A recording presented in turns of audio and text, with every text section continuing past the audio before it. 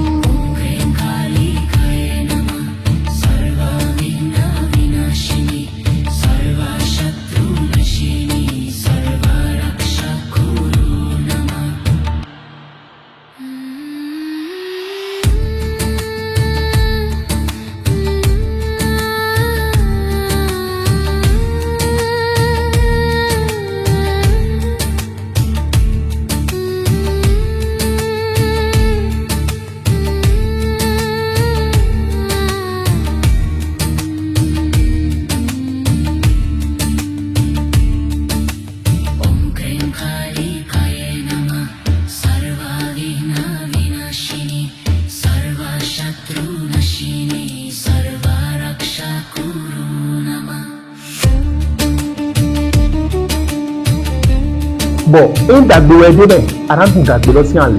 E ka so yin kan wa, so bi yin kan si en le.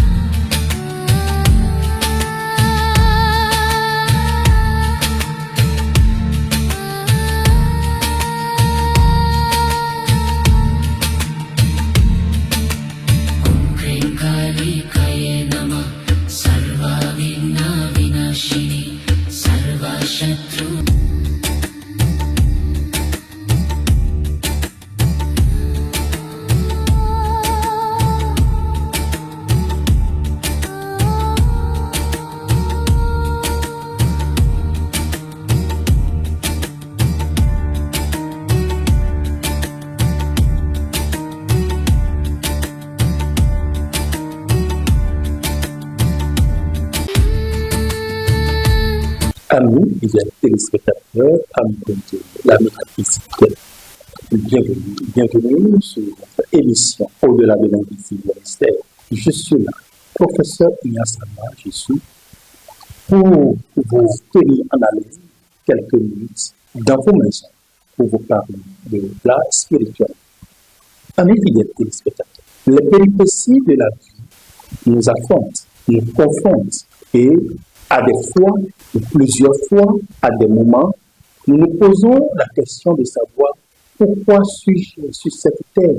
Je suis fatigué, je suis épuisé, je ne sais la raison pour laquelle je vis sur cette terre.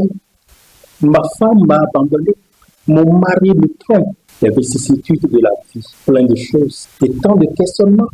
Je suis là pour vous éclairer la lumière, pour vous aider à comprendre, à mieux comprendre, pour vous guider afin que la lumière soit. Cette lumière tant désirée, cette lumière tant voulue, cette lumière sera apportée par votre humble serviteur, Ignace Rama, chez vous. Aujourd'hui, je vous prie donc de vous asseoir confortablement et de m'écouter afin de tirer des leçons, des conclusions. Et certainement, cela vous aidera à prendre une nouvelle tournure. Cela vous aidera à vous déterminer et cela vous aidera à mieux penser la vie. Amis fidèles téléspectateurs, sans plus tarder, nous allons aborder la première rubrique de cette émission qui n'est rien d'autre que spiritualité. Spiritualité, juste après ceci.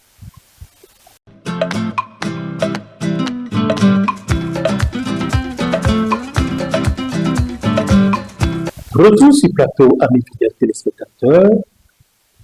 Nous allons aborder la première rubrique de cette émission qui n'est rien d'autre que la spiritualité. La spiritualité.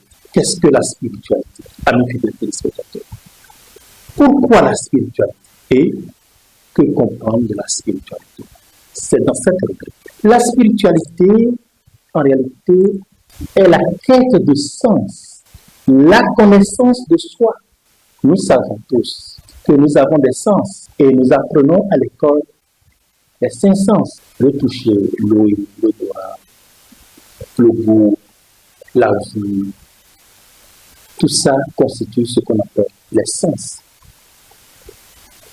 Donc, la spiritualité est une quête de sens, est une connaissance de soi, pas à l'extérieur de soi, mais à l'intérieur de soi, sur soi, en soi. La quête en profondeur de soi, en soi et pour soi. Parce que nous sommes créés à l'image et à la ressemblance de Dieu. Pas sur les yeux. Dieu dont nous parlons, la dimension spirituelle dont nous parlons, telle que j'ai toujours l'habitude de le dire, est ancrée en nous. Nous sommes d'accord. Cette spiritualité dont je parle est une connexion, n'est-ce pas, de dépassement de soi. Il faut se connecter, il faut se dépasser pour maîtriser ce que nous avons au-delà de ce que nous ressentons, de ce que nous avons ou de ce que nous avons appris, de ce qui est là, simple, visible ou invisible, mais qui a un sens. Comment comprendre? Comment accéder à la connaissance? Comment chercher à mieux comprendre tel ou tel acte, telle ou telle chose qui a trait à notre personne? Et quand nous parlons de connexion, de dépassement de soi, nous faisons recours à l'indépendance au niveau de la religion. Cela ne dépend pas de la religion. Ce dont nous parlons, c'est soi-même, la personne, vous, en tant qu'individu. Et cela n'a aucun rapport avec la religion. Amis fidèles téléspectateurs, nous devons donc nous poser des questions essentielles sur la vie. Quand nous parlons de la spiritualité, nos questionnements doivent aller au niveau de la vie. Pourquoi la vie? Qu'est-ce que la vie? Pourquoi suis-je en train de vivre? D'autres sont morts, d'autres ne vivent plus. Et moi, spécialement, pourquoi je vais parler de la vie? Et quand nous parlons de la vie, il faut parler de la mort. Pourquoi la mort? Quels sont les mystères qui sous-tendent la mort, qui sous-tendent la vie? Vous voyez? Et l'identité. Quand nous parlons de la vie, nous parlons de la mort, nous parlons aussi de l'identité de soi. Qui suis-je? Parce que nous ne nous connaissons pas du tout. Amis fidèles téléspectateurs, la spiritualité représente en réalité une vie intérieure axée sur l'essentiel, la conscience de soi et le sacré. La conscience de soi et le sacré. Et c'est ce qui favorise la résilience et le bien-être. La connaissance de soi et le sacré. Quand on se connaît, on sait ce qui n'est pas bon, on sait distinguer le bien du mal, on sait comprendre que en nous réside le sacré et que le sacré doit être adoré. On sait par où on peut invoquer la terre, on sait par où on peut invoquer l'eau, on sait par où on peut invoquer l'esprit, on sait par où on peut invoquer la terre, le feu, on sait par où on peut invoquer l'eau, l'air, ainsi de suite, et la résistance de toutes choses. Et c'est ce que nous appelons la maîtrise de soi en réalité la spiritualité. Quand nous parlons de la spiritualité, amis fidèles téléspectateurs, elle présente des aspects. Au nom des aspects de la spiritualité, nous avons d'abord la quête du sens. Comment acquérir les sens? Et cela impose que chacun s'interroge sur le but de la vie. Parce que, en tant qu'humains, nous ne vivons pas juste, nous n'existons pas juste pour exister, mais il y a un but. Et c'est pourquoi quand nous parlons de la quête de sens, au-delà des 5 sens dont j'ai évoqué, qui sont très importants et ont une dénomination et ont une signification spirituelle très poussée par rapport à soi et par rapport à la mission que chacun a, c'est très important. Il y a des interrogations que nous devons nous poser. Il y a des interrogations telles que l'interrogation sur le but de la vie, la recherche de la paix intérieure, de la sagesse ou de l'amour inconditionnel. La paix du cœur, la paix intérieure. Et nous devons savoir que la richesse qui est au-dessus de toutes les richesses, c'est cette paix intérieure.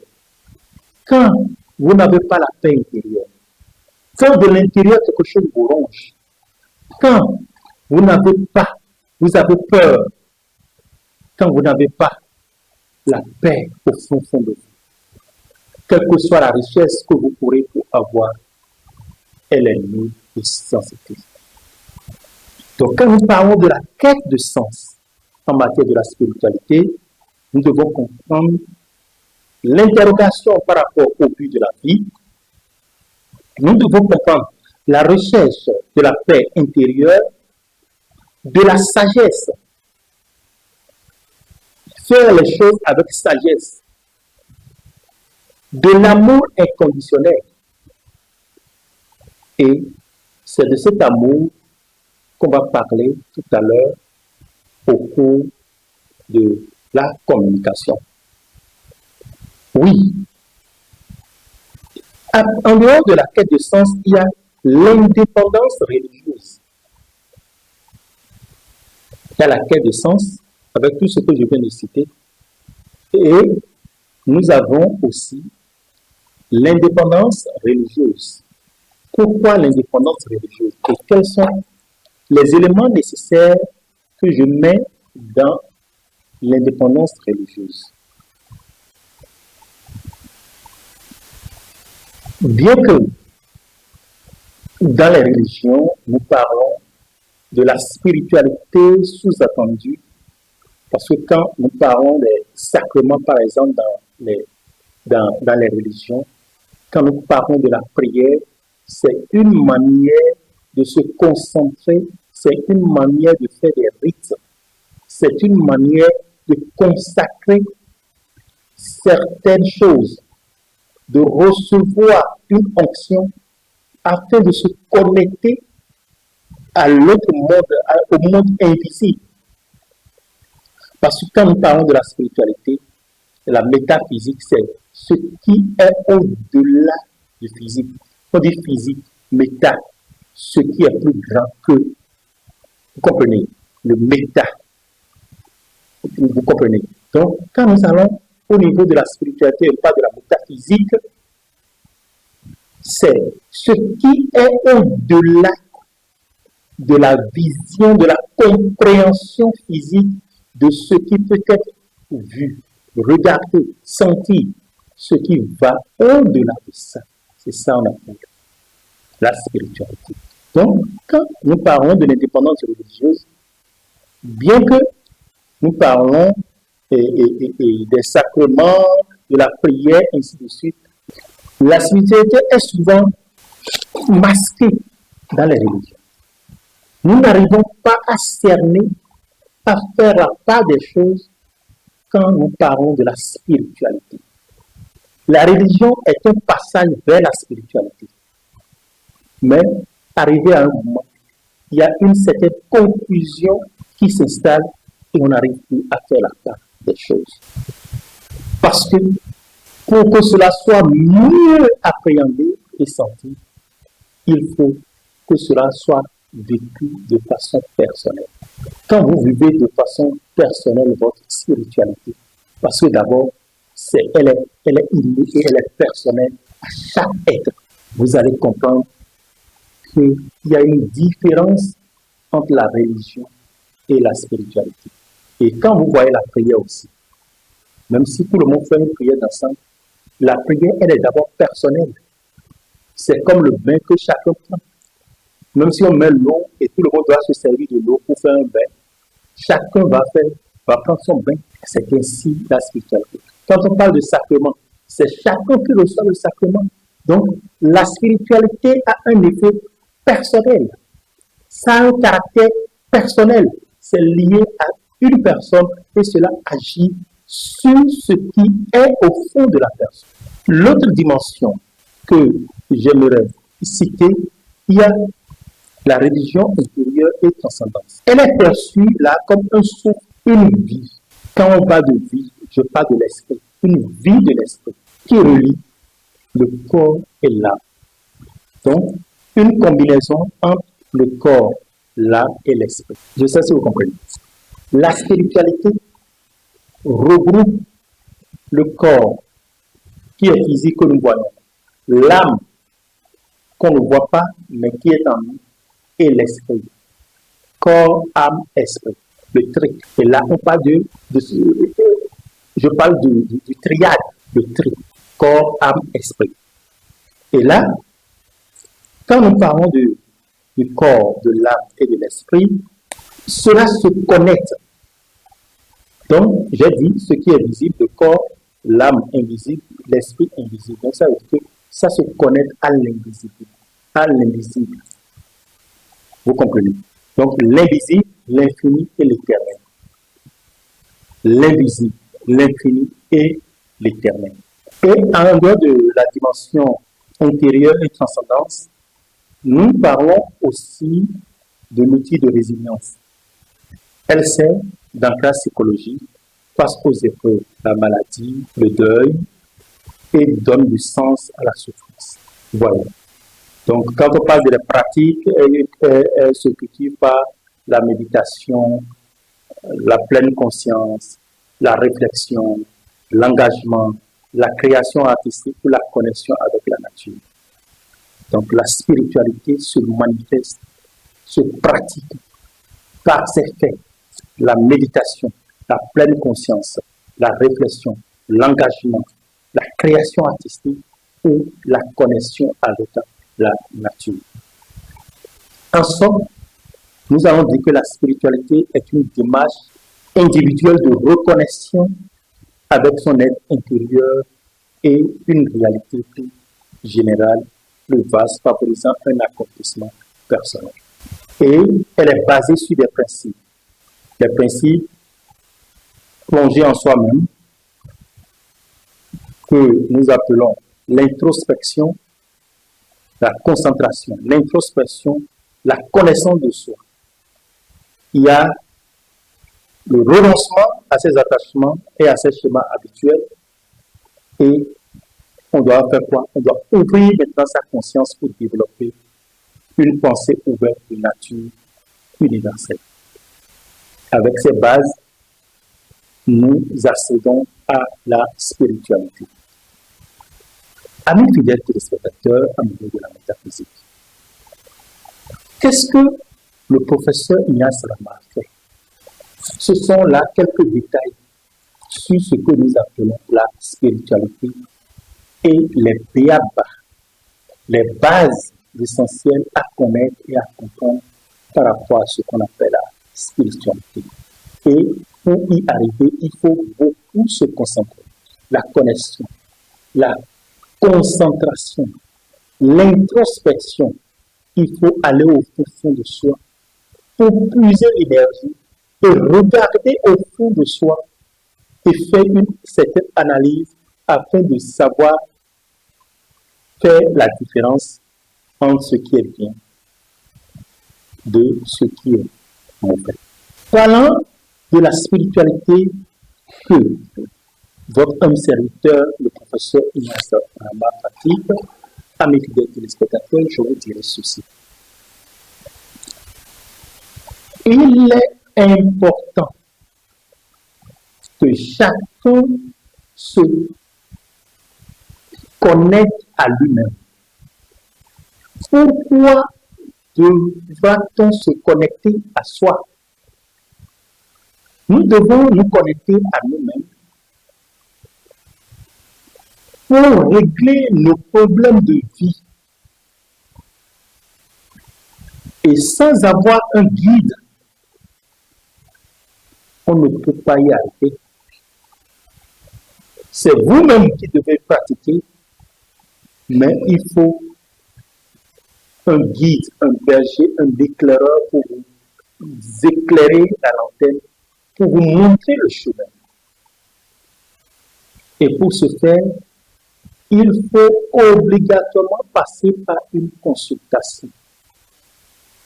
Et pour la consultation, il y a quelques détails dont nous avons besoin. Le nécessaire pour y arriver, c'est obligatoire. Quand vous avez le nécessaire pour faire une consultation, je me permettrai de la réaliser en bonne et due forme pour vous sur 3 jours. Après 112 heures, vous aurez accès à ce résultat. Et ce résultat se divise en 2 étapes. La première étape est l'étape de la révélation par rapport à votre vie en général, pas la vision.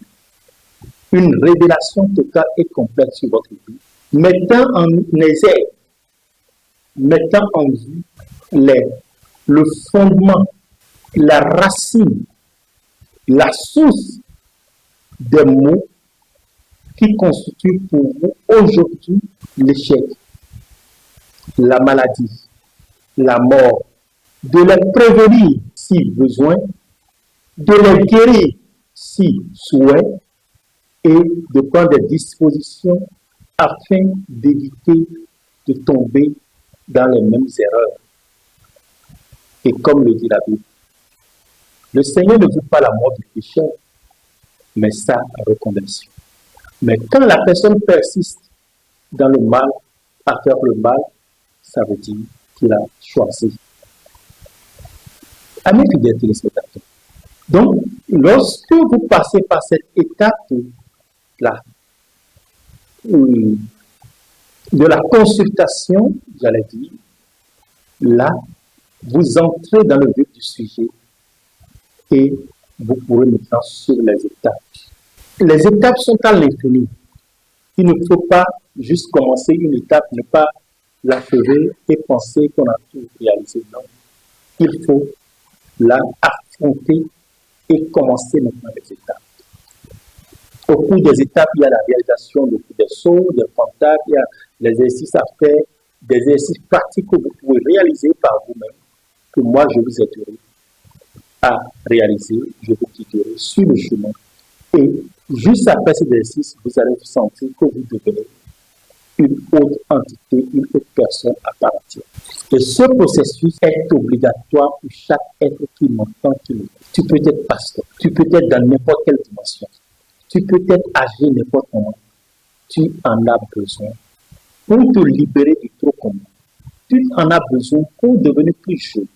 Tu en as besoin pour éliminer le fardeau que tu as acquis dans les mondes passés, qui te ronge dans ce présent et qui peut-être dans le futur agira encore sur toi. Nous avons cette capacité d'agir dans le passé, le présent et puis le futur, grâce aux esprits guides, à la puissance divine, à l'onction accordée par les forces supérieures, par les anges, par Dieu le Père Tout-Puissant. Cette spiritualité dont je vous parle est une spiritualité ancrée sur l'universel, le seul et unique Dieu, le grand maître, le créateur du ciel et de la terre, devant lequel tout je réfléchis, qui a dimension sur toute chose, qui a tout créé par la parole. Que cela soit et cela fut. Ce n'est ni une spiritualité voulue, ce n'est ni une spiritualité achetée, ce n'est ni une spiritualité fouillée. C'est une spiritualité originale, originelle, basée sur l'homme, sauver l'homme, l'objectif principal. Aider les gens à s'émanciper, à comprendre la connaissance, à avoir la connaissance, à aller au fin fond d'eux-mêmes, épuiser l'énergie nécessaire dont ils ont besoin pour se guérir, pour se sauver, pour avoir une vie saine. En tant qu'humain, est-ce que nous connaissons le fondement de notre vie? Par exemple, quand vous venez pour une consultation chez le professeur Nassamba, vous allez connaître nécessairement qui est cet archange qui vous régit. Qui est celui-là parmi les 7 officiels que nous connaissons, qui génère, qui guide, qui a comme mission sur votre vie, qui a cette mission sur cette vie, qui a comme mission de vous guider. Et quels sont les caractères, les traits qui sont liés à lui. Et que faire?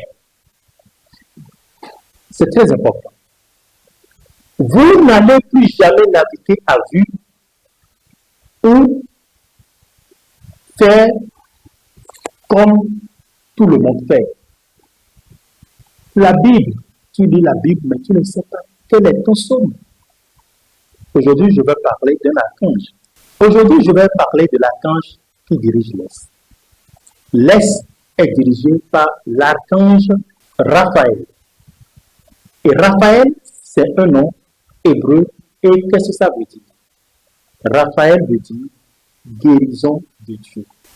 Et Raphaël est régi par un certain nombre de personnes. Le guérisseur de Dieu. Le guérisseur de Dieu.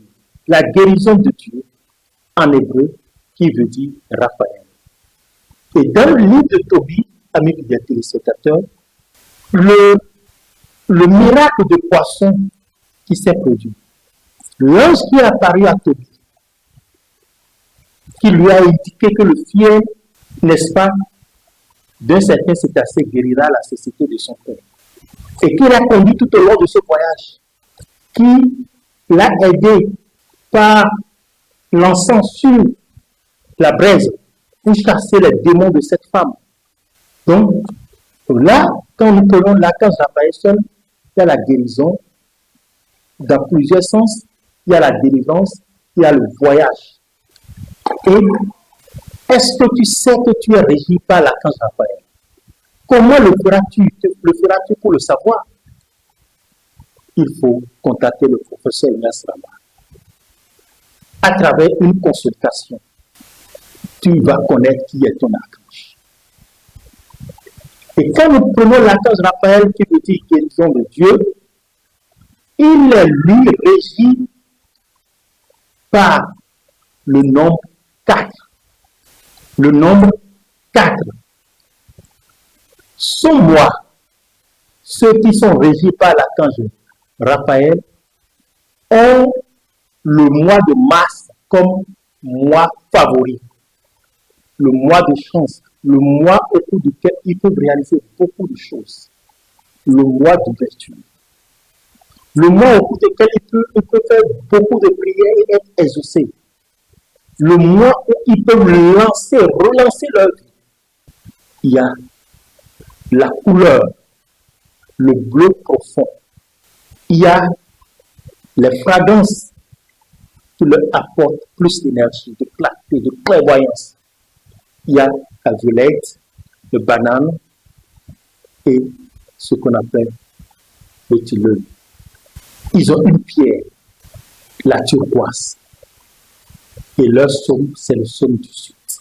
Amis fidèles téléspectateurs, est-ce que tu connais ça? Qui est ton archange? Tu veux connaître ton archange? Tu veux avoir une vue plus remplie, plus claire, plus nette sur ta vie, sur ton destin, sur le cheminement de ta vie, sur quoi faire pour te déterminer? Alors, contacte-moi. Mes numéros de fil.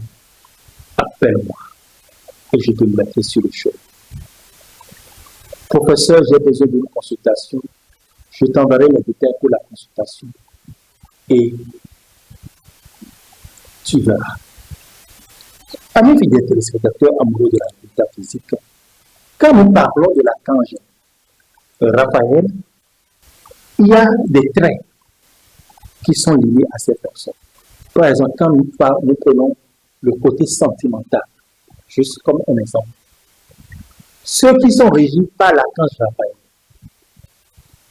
ont des difficultés à se marier. S'ils doivent se marier, avoir la paix du cœur dans leur mariage, il faut que cela se fasse après 30 ans. Est-ce que tu savais ça? Et tu es régi par l'archange Raphaël, mais tu cours à 22 ans, à 23 ans, à 25 ans, tu veux déjà te marier. Et tu cours. Si je ne me marie pas, je vais me tuer, je vais me suicider. C'est mon amour. Alors que ton œil n'amour pas encore sorti. Il te reste encore du temps. Alors que tu crées déception. Pourquoi tu es si pressé? Il faut que tu saches tout ça. La non-connaissance est un péché. La connaissance est une clé. Mais quand tu ne connais pas, c'est un péché. Tu deviens ignorant. Tu deviens un homme sans vie, sans repère, sans guide. Alors que tu as la possibilité de tout obtenir, de tout faire, de tout réaliser par toi-même et de façon simple, claire et nette. Amis fidèles téléspectateurs, quand vous êtes guidé par l'archange Raphaël, vous ne perdez jamais le nord. Vous suivez toujours votre objectif. Malgré quelles que soient les difficultés de vie, vous arriverez toujours à vous en sortir. Et ce sont des gens qu'on n'adopte pas facilement. Un autre aspect des personnalités de Raphaël est qu'ils sont capables de s'extraire mentalement de la réalité. Ils ont un pouvoir au-delà du pouvoir naturel. Un monde intérieur riche. Ce sont des gens qui ont la sagesse intérieure. Ils sont peuplés de désirs, de sensations et d'émotions, avec un imaginaire très développé. Des gens surdoués. Des gens qui sont ancrés dans la spiritualité, qui ont le don de guérison, qui ont le pouvoir surnaturel sur beaucoup de choses. Qui es-tu toi? Quel est cet archange qui te régit? Ça fait plus de 50 ans, 70 ans que tu es dans les églises, mais tu ne connais même pas qui est ton archange. Tu ne fais que écouter les mêmes paroles tout au long des temps, mais tu n'as jamais changé ton cœur de pierre en cœur de chair. Tu n'as jamais le goût de la connaissance, tu ne connais rien et tu ne fais que faire des débats inutiles. Ce n'est pas la religion qui sauve, mais la foi. Et qu'est-ce que la foi? La foi basée sur le mensonge, sur le trucage, ne sauve pas et ne pourra jamais sauver. Amis fidèles téléspectateurs, je vais m'arrêter là aujourd'hui sur l'archange dans l'espoir de revenir sur un autre archange là dans une autre émission.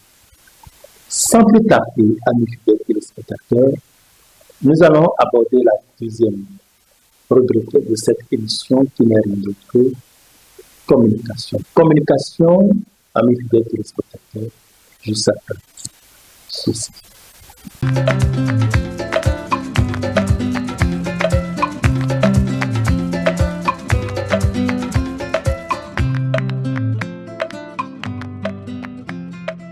Retour sur plateau, amis téléspectateurs, amoureux de la métaphysique.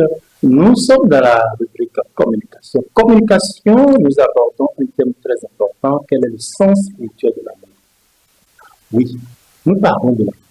Aujourd'hui, de nos jours, dans les couples, partout, on parle de l'amour. Dans les églises, on prêche l'amour, la tolérance, l'amour.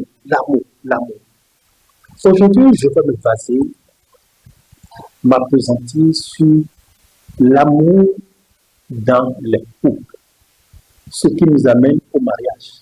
Quel est le véritable sens de l'amour? Aimer. Oui, aimer. Je t'aime, je t'aime, je t'aime.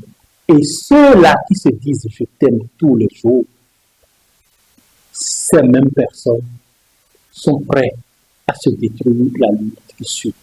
Nous parlons de l'amour.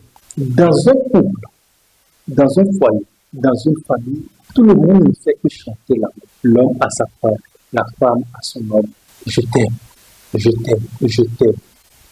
Est-ce que nous connaissons le sens réel de l'amour? Il y a une certaine confusion qui se ressent généralement dans nos familles, dans nos maisons.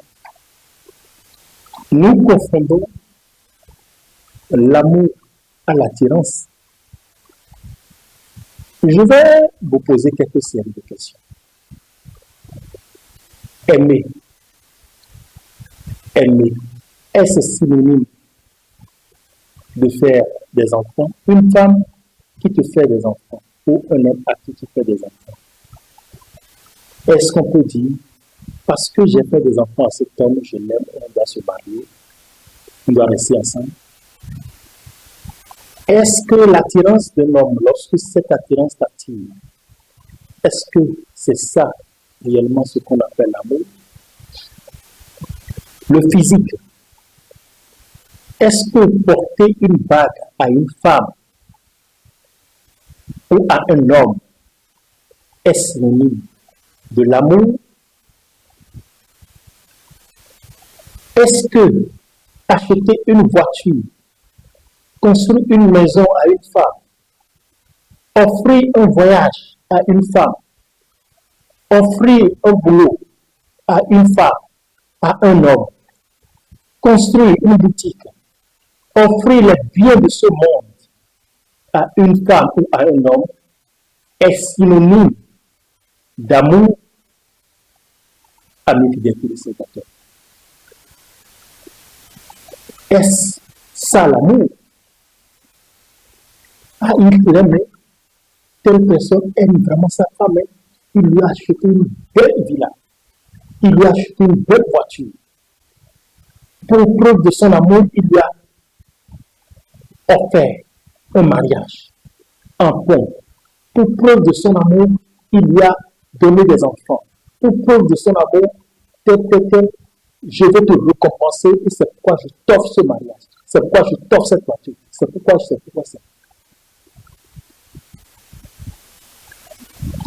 Récapitulons et regardons un peu le texte. Lorsque vous offrez une voiture à une femme, ou vous lui offrez tous les biens de ce monde, et à la minute d'après, vous vous retrouvez devant les tribunaux. À la minute qui suit, vous vous bagarrez. À la minute qui suit, vous vous détruisez. À la minute qui suit, bien que vous avez des enfants l'un pour l'autre, vous cherchez à vous entretuer. Vous vous mettez dans une bagarre. Est-ce que nous pouvons parler de l'amour? Les couples qui se marient à l'église, à la mairie, et qui font tout ça en compte, pourquoi quelques jours plus tard, quelques mois plus tard, quelques années plus tard, ils arrivent à se diviser?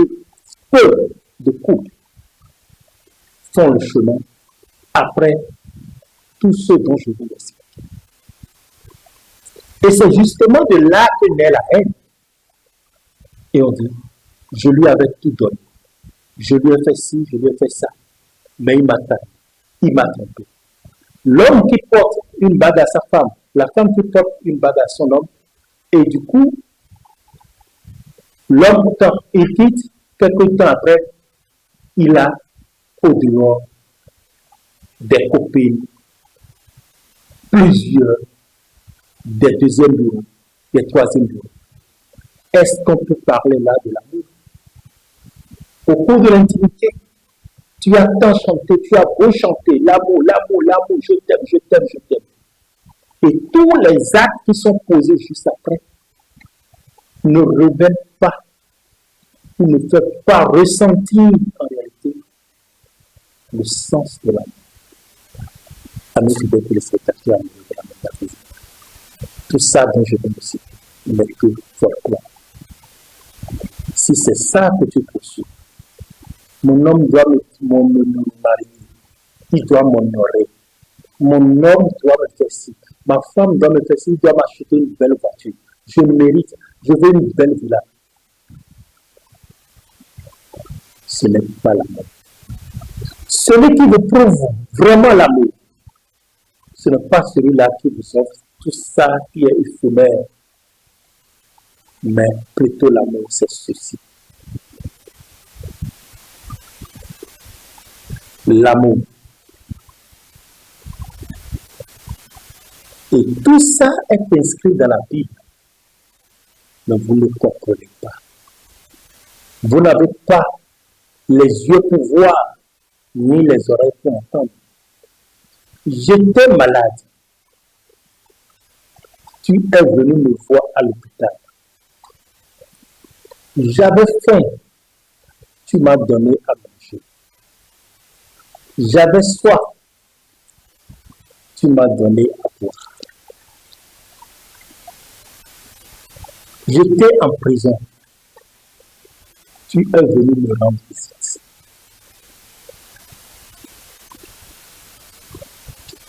J'avais froid. Tu m'as donné des appuis à porter.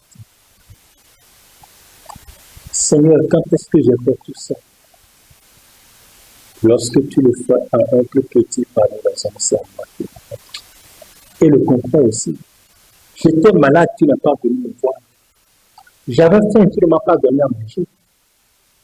J'avais froid, tu ne m'as pas donné d'habits. J'étais à l'hôpital, tu n'as pas venu me voir. Quand est-ce que, Seigneur, j'ai fait tout ça? Lorsque tu le fais à un plus petit parmi les hommes, c'est à moi que tu le fais. Amis fidèles téléspectateurs, amoureux de la métaphysique. Oui, c'est à moi que tu le fais. C'est le socle. Dans les situations difficiles, ceux-là que tu vois, ceux-là qui sont là, il y a des femmes à qui tu as tout offert, tu as tout donné. Mais quand tu te mets dans une situation difficile, elles ramassent ses trucs, éclatent, elles vivent les nuits, elles t'oublient. Tu es allé en prison, avant que tu ne reviennes, elle est déjà partie. Tu étais à l'hôpital, avant que tu ne reviennes, elle a déjà tout vendu, elle est partie. Tu lui as porté une bague, elle a déjà jeté la bague. Une, deux discussions seulement, la bague est jetée par terre. La femme qui est là, ou l'homme qui est là pour toi, qui discute avec sa femme, qui dialogue avec son homme, qui cherche qui pense à son évolution, malgré ses erreurs, ses méfaits, qui est toujours là pour le soutenir. Quand il est malade, il est toujours à son chevet, il ne dort pas. Comme une mère aime son enfant, la tête, joue nue, elle est là, elle garde son enfant contre ses seins. Une mère qui, tout le temps, joue nue, ne dort pas et est là, en train de soutenir son enfant. Amis fidèles téléspectateurs, une femme, l'amour se reconnaît quand on est en difficulté, quand on est malade. Quel que soit le temps que cela fera, le vrai amour attend.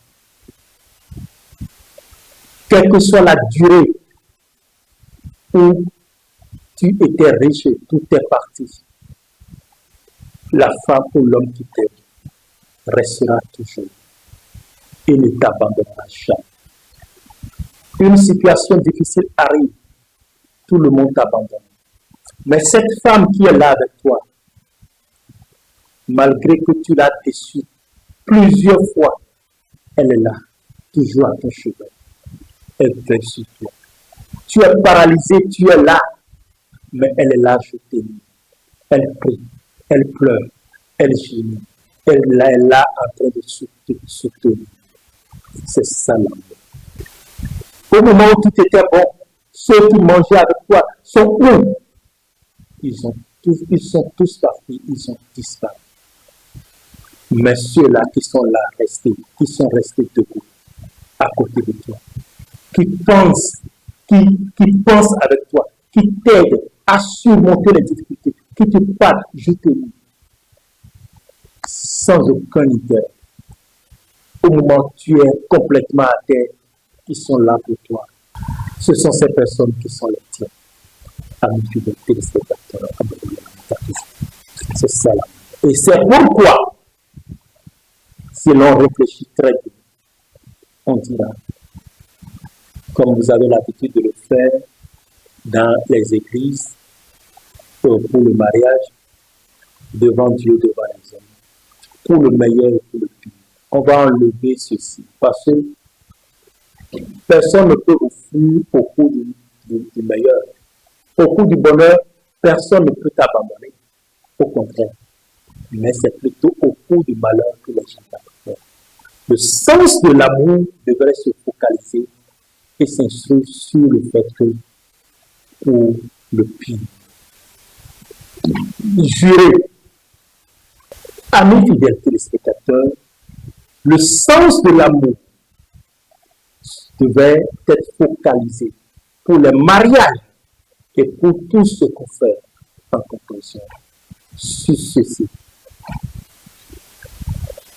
Je jure de te rester fidèle, de ne jamais t'abandonner dans les mauvais moments de ta vie, dans les pires moments de ta vie. Et si je ne le fais pas, que la punition divine tombe sur moi. Et quand vous allez introduire cela dans le mariage, les gens vont fuir le mariage. Les gens vont quitter, ils vont disparaître. Parce que on voit beaucoup se marier aujourd'hui pour venir tuer après et s'accaparer du bien. Quand la femme se marie, peut-être on met la bague au doigt, elle pense que c'est fini, l'homme là, il est enfin dans la cage. Il pense que c'est la fin. Pour l'homme, si c'est la femme qui a les moyens, l'homme pense que c'est fini. Je l'ai eu. Amis fidèles téléspectateurs, nous devons repenser. Et c'est justement ça qui devient une punition sur votre vie et sur la vie des enfants après. Parce que c'est un non-dit. Le fait de dire pour le meilleur et pour le pire, c'est un non-dit. Parce que personne ne peut abandonner dans le bonheur. Les gens abandonnent dans le bonheur. Donc c'est un non-dit. C'est une épée à double tranchant. Et c'est pourquoi moi, je vous dis, c'est mieux comprendre que pour le meilleur, personne ne peut vous abandonner. Mais c'est dans le pire moment que vous abandonnez. Et c'est l'épée à double tranchant qui détruit beaucoup de personnes, qui détruit beaucoup de vies, qui détruit beaucoup d'enfants. Amis fidèles téléspectateurs. Qu'as-tu fait de ta vie? Tu es peut-être au matin, à midi ou au soir de ta vie. Que mes propos touchent ton cœur. Tu peux encore réparer quelque chose. Et l'autre chose, vous qui conseillez aux jeunes qui viennent de commencer, que la première des choses à faire, c'est d'aller d'abord au mariage. Vous êtes des pécheurs. Sans aucune expérience. Sans aucune expérience de vie.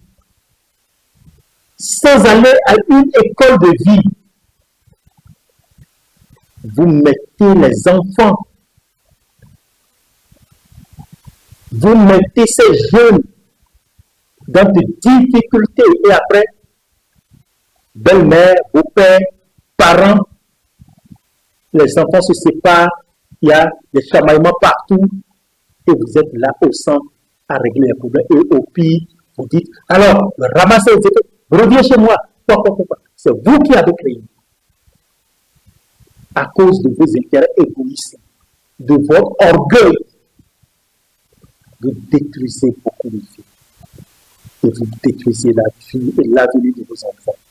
Parce que quand nous parlons de l'amour, quand nous parlons du mariage, quand nous parlons de l'union de deux personnes qui devaient se mettre ensemble, c'est un désastre. Et vous devez retenir ceci, pour finir, avec les téléspectateurs, que le mariage a 4 piliers. Et si ces piliers ne sont pas suivis, et pour suivre ces piliers, c'est tout un cheminement, c'est toute une vie.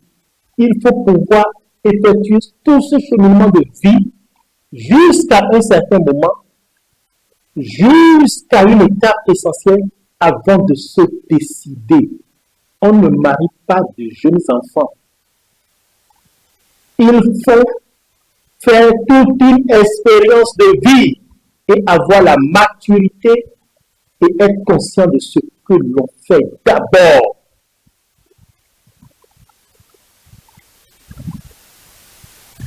C'est mieux que de ne pas le faire que de le faire et venir vivre une vie d'enfer par la suite. Les 4 piliers sont, d'abord, il y a ce qu'on appelle la liberté.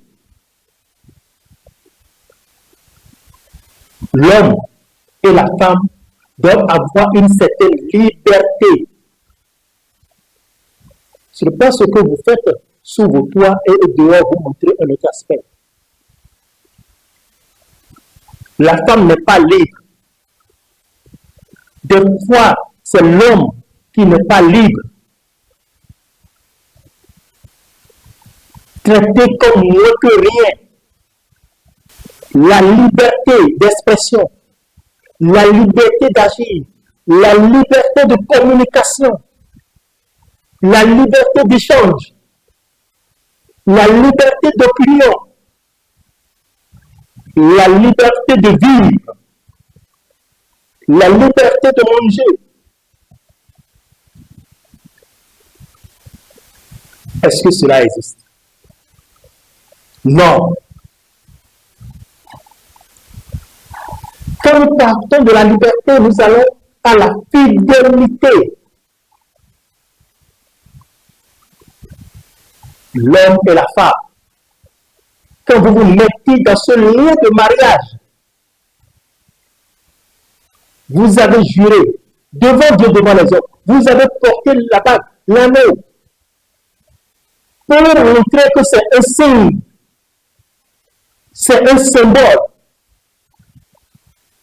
Est-ce que vous êtes fidèle? Vous dévorez les femmes de regard. Vous faites du désordre, pire les hommes. Et c'est devenu pour vous un luxe. Tu sais que tu ne peux pas. Et tu es allé te mettre la corde au cou. Alors que tu sais que tu n'en es pas capable. Tu vas te tuer. Tu vas offenser les 4 éléments. Pour ne pas dire les 5 éléments. Tu vas offenser. Quand tu offenses quelqu'un, tu offenses les 5 éléments.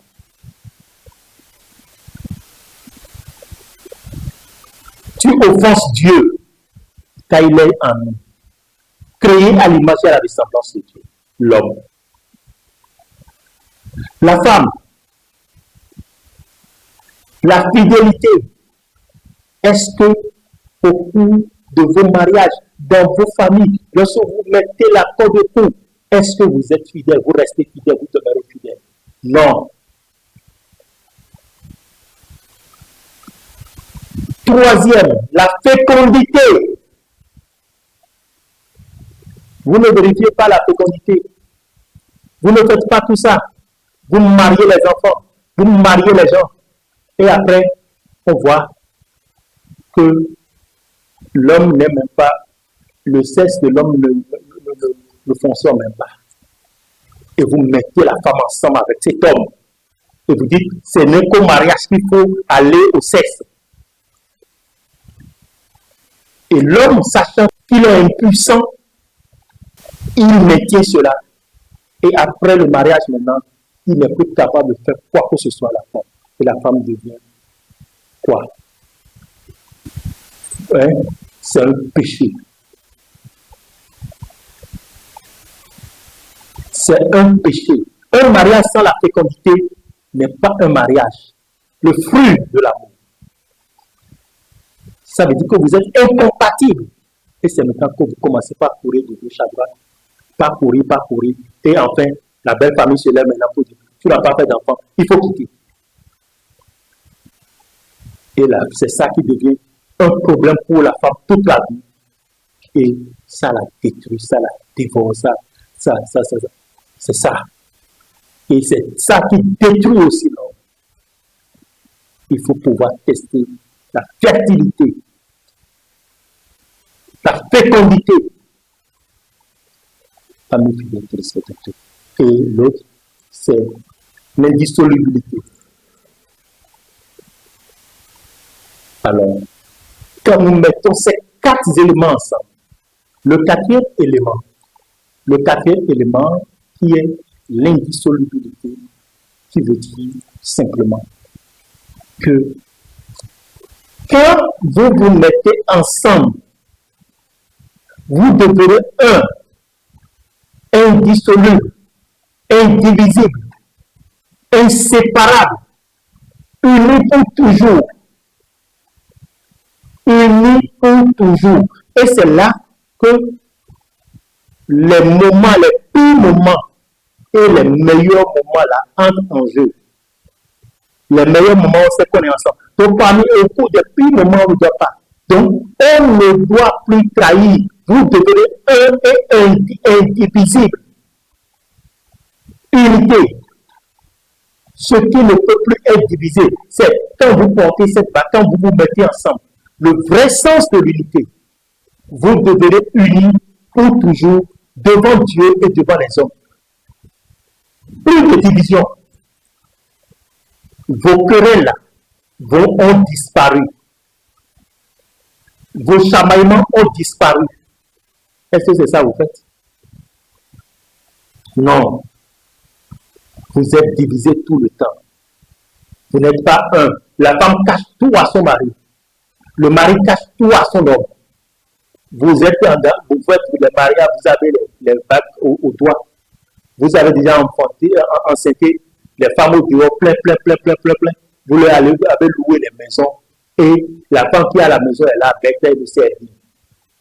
Toi, femme, peut-être que toi aussi, tu as déjà pris la grossesse d'un homme, quelque part, tu es venu lui remettre. Toi aussi, tu es bête là, tu ne connais rien. Tu dis, ma femme, mon épouse, ma chérie, et mon chéri. Et vous tous là, vous êtes en train de faire un jeu de Jacques où es-tu, vous vous trompez, et puis vous êtes là, et chacun fait son jeu. C'est mauvais, et c'est ça qui vous détruit, et détruit les générations futures. Ça agit sur vos enfants, sur les générations à venir.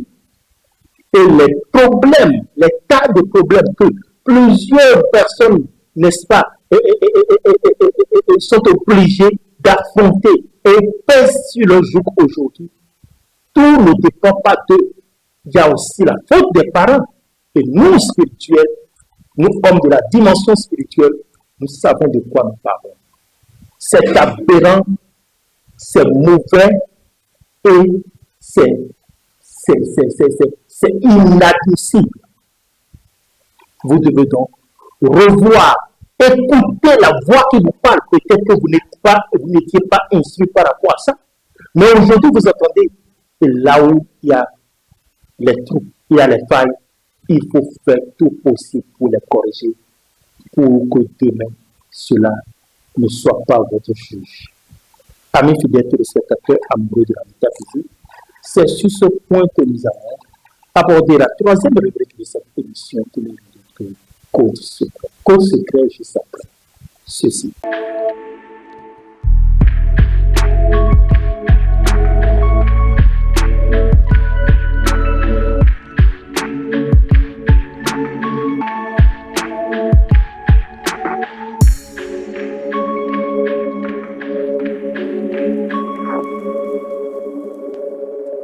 Retour sur plateau à mes fidèles téléspectateurs amoureux de la métaphysique. Code secret. Code secret, aujourd'hui nous allons aborder quelques codes secrets pour vous aider à régler les petits problèmes de vie. Comme code secret, je vais vous parler aujourd'hui du code de girofle. Vous allez prendre une quantité de code de girofle avec du sucre écrasé et vous l'appelez chaque matin en faisant vos vœux, les souhaits. Coup de girofle plus sucre, vous l'appelez. Je vous jure que vous allez obtenir gain de cause. Ce que vous désirez, ce que vous avez demandé, vous allez l'obtenir. Coup de girofle plus sucre, vous écrasez et vous l'appelez chaque matin et vous demandez ce que vous désirez.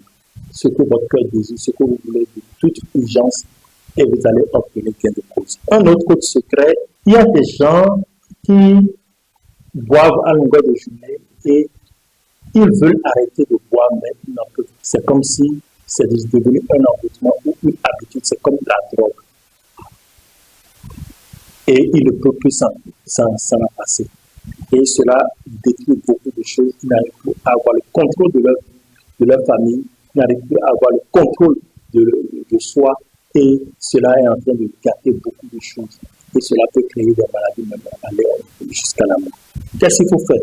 Il faut chercher la racine de la plante Spondias mombin. En fond, on dit akikoma. Comme cure-dent. Vous prenez la racine et vous mangez comme cure-dent et vous avalez le jus de la racine et vous faites-le souvent les soirs et allez dormir. Vous allez voir que le goût de l'alcool va disparaître. Un autre code secret à mes fidèles téléspectateurs, toujours avec le professeur Ignace Lama, pour toutes sortes de demandes et même pour les examens. Lorsque vous voulez quelque chose, toutes sortes de demandes et même les examens, vous cherchez une noix de cola blanc. Une noix de cola blanc et plus un carreau de sucre. Plus un carreau de sucre. Vous faites vos vœux très tôt le matin et vous mangez. Vous allez voir. Vous allez aussi pour les examens. Et aussi, si vous voulez demander quelque chose à quelqu'un pour l'obtenir, c'est facile. Une noix de cola blanc plus un morceau de sucre que vous mangez. Et vous demandez, vous allez vers la personne. Il va vous donner très tôt le matin. Amis fidèles téléspectateurs, toujours comme code secret. Amis fidèles téléspectateurs, toujours comme code secret, je vous donne un désenvoûtement. Vous cherchez votre urine de matin. L'urine de matin que vous prenez et vous frottez tout votre corps avec. Vous laissez l'urine sécher sur votre corps. Et vous prenez un citron que vous divisez en deux. Et vous mettez du sel de cuisine sur les deux morceaux, les deux bouts. Et vous prenez maintenant pour frotter tout votre corps, de la tête jusqu'aux pieds. Vous laissez sécher. Et après, vous pouvez aller vous laver. Et vous pouvez répéter cet exercice pendant 7 jours. Et chaque 3 mois, faites-le. Vous serez désenvoûté, votre corps, votre âme, votre sang, que ce soit spirituel ou naturel, les maladies, les choses, tout ça va quitter votre corps. Amis fidèles téléspectateurs, amoureux de la métaphysique, c'est sur ce code secret que le professeur Ignace Lama a le plaisir de vous dire merci. Merci pour votre écoute. Merci pour cet éclairage que vous avez reçu. Je suis prêt à vous écouter. Je suis prêt à vous guider. Je suis prêt à vous éclairer davantage la lanterne. Mes numéros de fil, n'hésitez pas. Je suis sûr. Vous pouvez aussi aller sur ma page YouTube, Professeur Niassama. Abonnez-vous, partagez pour sauver d'autres personnes. Que les bénédictions soient. C'était Professeur Niassama. Merci et représentez.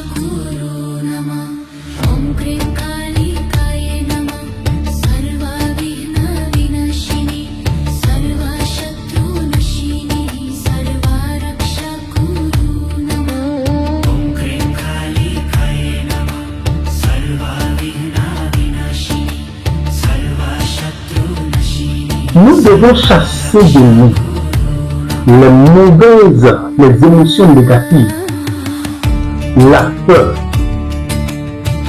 le doute, les croyances limitantes, les mémoires anciennes.